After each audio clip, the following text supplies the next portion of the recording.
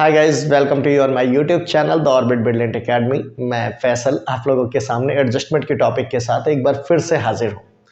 हम लोगों ने लास्ट क्लासेस में कॉन्टिजेंट लायबिलिटीज के एडजस्टमेंट को सीखा था। उसके आगे की टॉपिक अब हम स्टार्ट कर रहे हैं फाइनेंशियल स्टेटमेंट विद एडजस्टमेंट की टॉपिक में। इस टॉपिक के लिए ये एक थ्योरी का भी चैप्टर है, थोड़ा सा समझो आप। इसमें है कैपिटल एक्सपेंडिचर और रेवेन्यू एक्सपेंडिचर के बारे में हमें समझना है।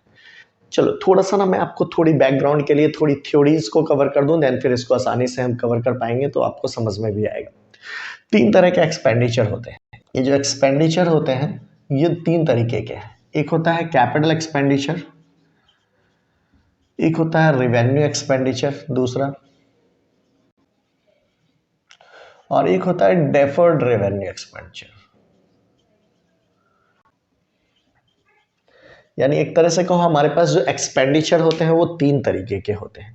कैपिटल एक्सपेंडिचर कहते हैं वे एक्सपेंडिचर जिनसे हमें कोई एसेट्स का एक्वायरमेंट होता है, यानी ऐसे खर्च जिनसे आपके पास कोई एसेट्स आ जाता है जिसका बेनिफिट आप कई सालों तक उठाओगे। रेवेन्यू एक्सपेंडिचर होता है वे खर्च जिनमें आप जिसका बेनिफिट उस फाइनेंशियल ईयर में एंजॉय कर लेते हो, नेक्स्ट फाइनेंशियल ईयर में कुछ भी नहीं जाता, रेवेन्यू एक्सपेंडिचर हो गया।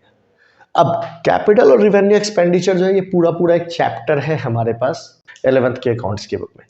कैपिटल एक्सपेंडिचर कहोगे capital expenditure are those expenditure by which we usually acquire some assets, यानी ऐसे खर्च जिनके वजह से हम बिजनेस के लिए कोई एसेट्स को खरीद रहे होते हैं, कैपिटल एक्सपेंडिचर हो गया। रेवेन्यू एक्सपेंडिचर होते हैं ये डे टू डे जो आपके एक्सपेंडिचर हैं, डे टू डे वाले जो एक्सपेंडिचर होते हैं, नॉर्मली हम इनको रेवेन्यू एक्सपेंडिचर कहते हैं। यानी ऐसे खर्चे जिनका बेनिफिट आप उसी फाइनेंशियल ईयर में एंजॉय करते हो, आपके पास कोई एसेट्स नहीं आता। डिफर्ड रेवेन्यू एक्सपेंडिचर अभी हम पीछे के एडजस्टमेंट में भी हमने किया है कि कुछ ऐसे खर्च होते हैं जिसका बेनिफिट कई सालों तक हमें मिलता है, नॉर्मली 1 से ज़्यादा सालों तक, 2, 3, 4 सालों तक। जैसे मैंने आपको बताया था एडवर्टीजमेंट के बारे में। अब एडवर्टीजमेंट हम कराते हैं लेकिन इसका बेनिफिट कई सालों तक होता है, तो हम इसको धीरे धीरे करके राइट ऑफ करते हैं। प्रिलिमिनरी एक्सपेंसेस है, इनका भी बेनिफिट कई सालों तक होता है, तो हम इनको धीरे धीरे राइट ऑफ करते हैं। ये वास्तव में है एक्सपेंडिचर, कोई एसेट्स नहीं है, बट हम इन्हें कुछ पैसे को पीएनएल में इंडिकेट करते थे और कुछ हमने बैलेंस शीट में। मैं उसका भी लिंक डाल दूंगा डिफर्ड रेवेन्यू एक्सपेंडिचर की टॉपिक जब हमने कराया था। तो अभी फिलहाल आपको ये चीज़ें क्लियर है। अब जैसे एक नॉर्मल समझो, हमने बिजनेस के लिए एक कुर्सी खरीद लिया, तो वो हमारा कैपिटल एक्सपेंडिचर हो गया, क्योंकि पैसे तो खर्च हुए, बदले में एक एसेट्स एक्वायर हो गया। अब वही हमने कुर्सी को रेंट पे लिया होता, हमने टेंट वाले से एक कुर्सी मंगवाई, अब यूज करने के बाद हमने उन्हें वापस कर दिया, वो रेवेन्यू एक्सपेंडिचर हो गया। क्यों? क्योंकि हमने यूज किया, फायदा खत्म, कुर्सी वाले के पास चले गए, हमने कुछ पैसे उसे पे कर दिए। डिफर्ड रेवेन्यू मैंने आपको बता ही रखा है। तो ये तीनों एक्सपेंडिचर आप समझ रहे हैं। अभी जो हमारा एडजस्टमेंट है वो इन्हीं पे बेस है। इसमें क्या adjustment related to capital expenditure and revenue expenditure. Capital और रेवेन्यू एक्सपेंडिचर से रिलेटेड एडजस्टमेंट को अब हम सीखेंगे कि हम कैसे उनको अपने फाइनेंशियल स्टेटमेंट में एडजस्ट। कई बार क्या होता है, हमारे बिजनेस के डे टू डे एक्सपेंसेस होते हैं, या कई बार हमने एसेट्स एक्वायर किया और गलती से उन्हें डे टू डे एक्सपेंसेस में लिख दिया, समझ रहे हो? तो इनको हम ट्रीट करना सीखेंगे। चलो एक एक करके हम बात करते हैं। देन फिर कहता है wages include on installation of new machinery.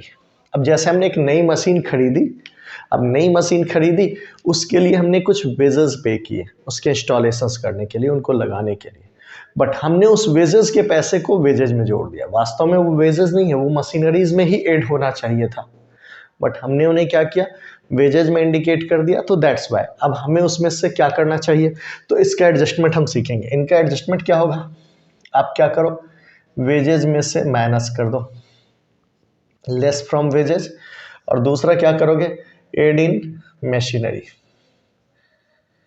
Machinery account में आप इसको ऐड कर दीजिए। समझ में आ रहा है आपको? तो ये ट्रीटमेंट हो गया। अब जैसे डेप्रिसिएशन अगर लगाना होता, सपोज करो इसी क्वेश्चन में, तो पहले क्या बताया कि जैसे दे दिया, मान लो एक एग्जांपल से लेते हैं कि 20,000 रुपीज़ हमें वेजेस का पे करना पड़ा मशीनरी इंस्टॉलेशंस के, हमने उसे वेजेस में इंक्लूड कर रखा है। तो हम पहले क्या करेंगे, जो ट्रेडिंग अकाउंट में वेजेज है उसमें से 20,000 माइनस किए, और वो 20,000 हमने अपनी मशीनरी में ऐड कर दिया।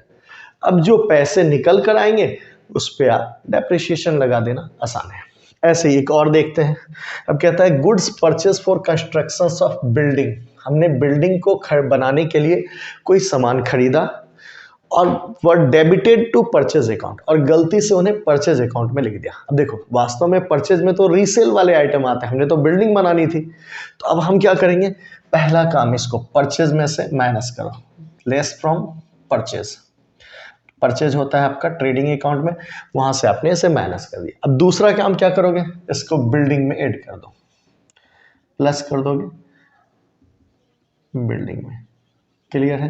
तो अब आपको क्लियर हो गया कि अगर जैसे ऐसा हो कि परचेज किया हमने goods purchase for constructions of building were debited to purchase account, यानी हमने कंस्ट्रक्शंस के लिए मंगाया था सामान, लेकिन हमने उसे परचेज में इंडिकेट कर रखा है, तो हम परचेज में से माइनस करेंगे, क्योंकि वास्तव में वो परचेज नहीं है, वो एक एसेट्स है, एसेट्स में आप ऐड कर दोगे, पक्का है। एक और एडजस्टमेंट देखो आप, अब जैसे यहाँ पे है spent on erection of cycle stand included in repair.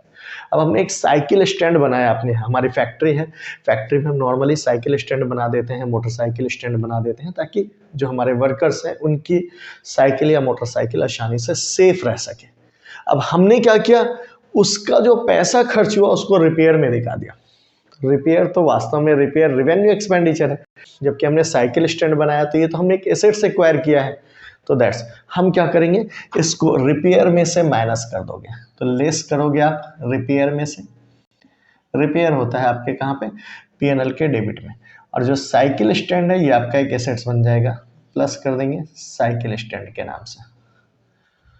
या आप इसको क्या करोगे, बिल्डिंग में भी दिखा सकते हैं और ऐड कर दोगे आप। अगर आपके पास बिल्डिंग दे रखा है तो बिल्डिंग में इसको आप ऐड कर दीजिए।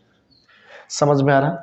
ठीक है। तो अगर हमारे पास साइकिल स्टैंड नाम से कोई सेपरेट हेड है तो हम उसमें इंडिकेट कर रहे हैं, नहीं है तो बिल्डिंग में आप ऐड कर लो, अलग से चलेगा। ठीक है, दैट मीन्स अब आप देखो हमारे पास कैपिटल एक्सपेंडिचर हुआ था जिसको हमने रेवेन्यू एक्सपेंडिचर ट्रीट किया। हम क्या करेंगे, उस रेवेन्यू वाले आइटम में से माइनस करेंगे जिससे वो रिलेटेड है। जैसे वेजेस से रिलेटेड है तो वेजेस में से माइनस कर दिया, यहाँ परचेज से रिलेटेड था तो परचेज में से माइनस कर दिया, या रिपेयर में से रिलेटेड था तो रिपेयर में से माइनस किया। ये ट्रेडिंग में या पीएनएल में जहाँ पे भी होगा वहाँ आपने माइनस किया। अब उसको दोबारा ऐड करोगे उस रिलेटेड एसेट्स में। जैसे यहाँ पे मशीनरी खरीदने में खर्च हुआ था तो मशीन में ऐड हो गया, यहाँ बिल्डिंग के लिए था तो बिल्डिंग में ऐड हो गया। यहाँ पे हमारा बिल्डिंग वही साइकिल स्टेड जो शेड बनाया है हमने वो बिल्डिंग का ही एक पार्ट है तो बिल्डिंग में ऐड करो, या साइकिल शेड के नाम से आप एक पार्ट को इंडिकेट कर सकते हैं। मिलते हैं नेक्स्ट वीडियो में नेक्स्ट टॉपिक के साथ। Wish you all the best. आप इनको ट्राई करो, क्वेश्चंस को जरूर से बनाए कीजिए। कोई भी दिक्कत हो बेझिझक कमेंट सेक्शन में आप कमेंट करेंगे।